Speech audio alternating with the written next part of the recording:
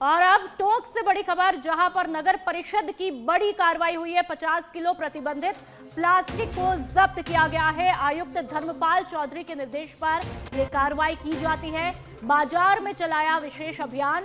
Plastic उपयोग करने वालों में हड़कंप मचा हुआ है। राजस्व अधिकारी अभिषेक शर्मा, निरीक्षक सौरभ गर्ग सहित अन्य अधिकारी मौके पर मौजूद है। तो 50 किलो प्रतिबंधित प्लास्टिक को जब्त किया गया है। तो जो लोग प्लास्टिक का उपयोग कर रहे हैं धड़ल्ले से, ये तस्वीरें भी बताती है कि किस तरह से टोंक की आवाम धड़ल्ले से प्लास्टिक का उपयोग कर रही है, जो कि प्रतिबंधित है। और ऐसे में आज कार्रवाई भी होती है। तस्वीरें आप देख लीजिए। और बाजार के जो इलाके हैं वहां पर खास तौर पर यह अभियान चलाया जाता है, जिससे जो लोग प्लास्टिक का उपयोग कर रहे थे उनमें हड़कंप मचा हुआ है। तो नगर परिषद की बड़ी और महत्वपूर्ण ये कार्रवाई टोंक के अंतर्गत।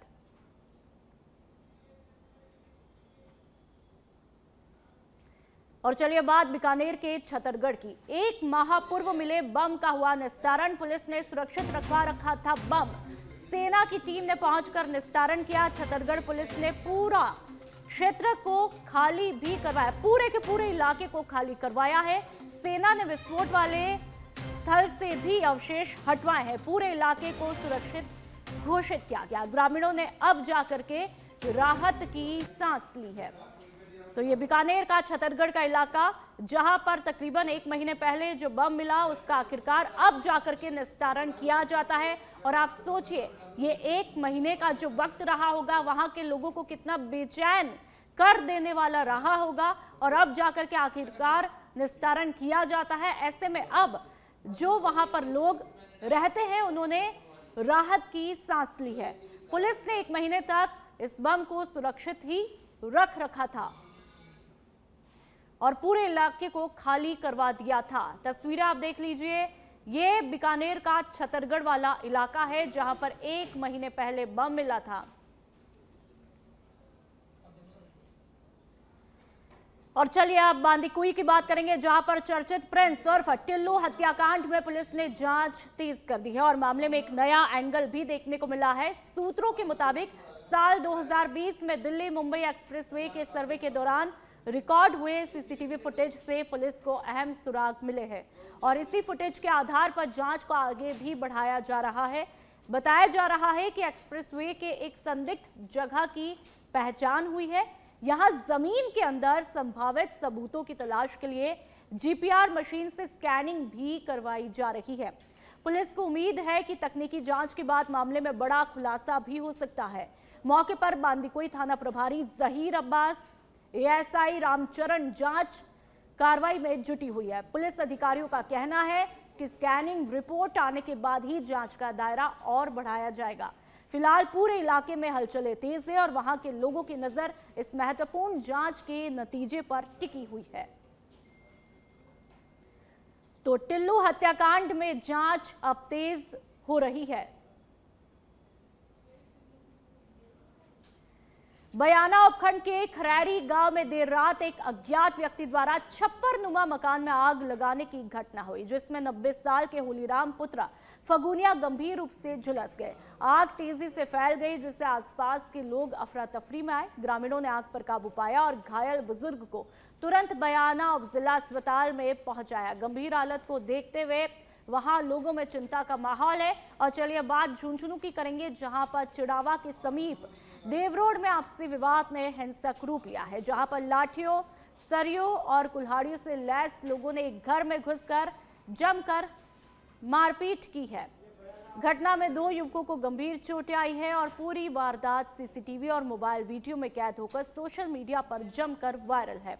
जानकारी के मुताबिक यूपी के रहने वाली सगी बहनें नसीम बानो और हसीना बानो, जो कि गांव में मजदूर उपलब्ध करवाने का काम करती है, उनके बीच मजदूरी के पैसों के लेन देन को लेकर के विवाद हुआ था। आरोप है कि 17 फरवरी की शाम हसीना बानो के पति हुसैन, पुत्र अरमान सहित 1 दर्जन से ज्यादा लोग एक मकान में घुस गए और वहां मौजूद रजत और ठेकेदार रोहित ठाकुर पर हमला किया, जिसमें रोहित के सिर पर गंभीर चोटें आई हैं। और ये पूरा वीडियो सोशल मीडिया पर जम करके वायरल हो रहा है। तस्वीरें हमने ब्लर करके आपको दिखाई है और फिल्मी स्टाइल में आप देख लीजिए, एक के बाद एक ताबड़तोड़ तरीके से वार यहां पर किए जाते हैं। हड़कंप मच जाता है, महिलाएं वहां पर आ जाती है, तमाम लोगों में हड़कंप मचता हुआ दिखाई देता है। आप देखिए कि किस तरह से फिल्मी स्टाइल में लाठियां लेकर के वार किए जाते हैं।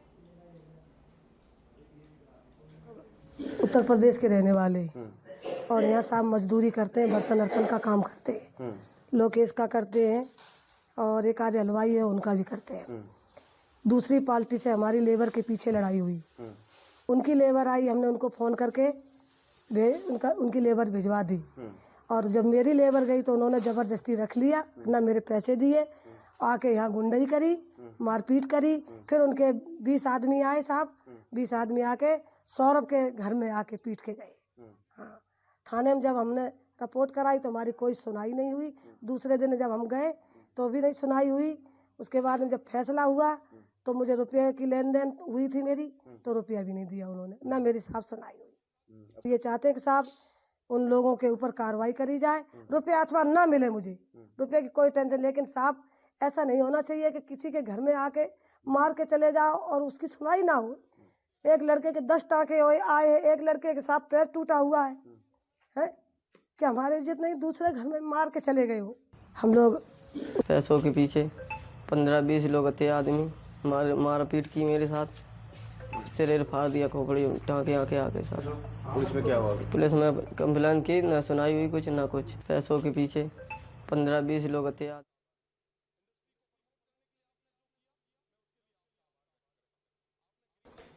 और चलिए अब राजधानी यानी कि जयपुर से बड़ी खबर है इस वक्त की। रोडवेज बस जल करके पूरी तरह से खाक हुई है। सिंधी कैंप बस स्टैंड से केकड़ी की तरफ जा रही थी बस में लगभग 70 यात्री सवार थे। घटना मानसरोवर रीको चौराहे के पास हुई। वायरिंग सिस्टम में लगी आग इंजन तक पहुंची, 2 दमकल गाड़ियों ने आग पर काबू पाया। बस पूरी तरह से जलकर खाक हुई, सभी यात्रियों को सुरक्षित निकाला गया। तो बस में लगभग 70 और देखिए ये तस्वीरें आ गई, डरा देने वाली ये तस्वीरें। जयपुर के सिंधी कैंप से रवाना होती है और बस में अचानक से आग लग जाती है। धुएं के उड़ते गुबार से आप समझ सकते हैं कि आग ने यहां पर कितना विकराल रूप अख्तियार कर रखा है। रीको चौराहे के पास में ये आग लग जाती है। तस्वीरें डरा देने वाली, धुएं का ये काला गुबार आप देख लीजिए, पूरी बस खाक में तब्दील हो जाती है। केकड़ी की तरफ ये बस जा रही थी और तकरीबन 70 यात्री इसमें सवार थे। अभी तक जो जानकारी मिली उसके मुताबिक यात्रियों को सुरक्षित बाहर निकाल लिया गया है, जो कि एक बड़ी राहत की बात है कि कोई जनहानि यहां पर नहीं होती और तमाम यात्री इसमें से सुरक्षित बाहर निकाल लिए जाते हैं। और ऐसे में फिलहाल जो तस्वीरें हम देख पा रहे, रोंगटे खड़े कर देने वाली ये तस्वीरें, डरा देने वाली ये तस्वीरें। जो वहां पर मौजूद होगा, जो भी अपनी आंखों से इस मंजर को देख रहा होगा, वाकई में आप सोचिए क्या कुछ हाल हुआ होगा। लेकिन सबसे गनीमत ये रही, सबसे जरूरी बात ये रही कि इसमें किसी भी तरह की जनहानि यहां पर नहीं होती है और तमाम यात्रियों को सुरक्षित समय रहते सजगता के साथ में बाहर निकाल लिया जाता है। तो ऐसे में ये कहना ठीक रहेगा कि जाको राखे साया, मार सके ना कोई। हालांकि ये तस्वीरें डराती है लेकिन कोई हताहत नहीं होता, ये एक बड़ी बात है। तो लगातार ये तस्वीरें आप देख लीजिए, जयपुर की है घटना, मानसरोवर रीको चौराहे के पास की है। जयपुर में ये रोडवेज की बस पूरी तरह से जल करके खाक।